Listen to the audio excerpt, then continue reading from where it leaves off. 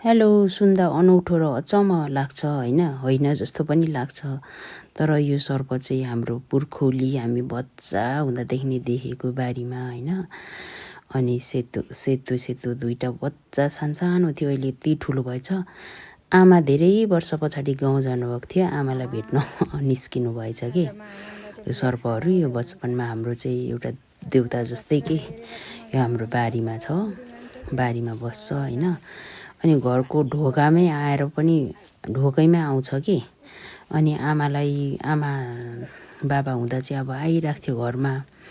अब बाबा त बितेर जानुभयो, तर यसपालि आमा धेरै वर्ष पछाडि गाउँ जानुभएको टाइममा चाहिँ यो सर्प फेरि बारीमा निस्केछ, हाम्रो खेतबारीमा होइन। अनि त्यस पछाडि आमालाई भेट्न घरको ढोकामै आएर सुतिराखेको रे।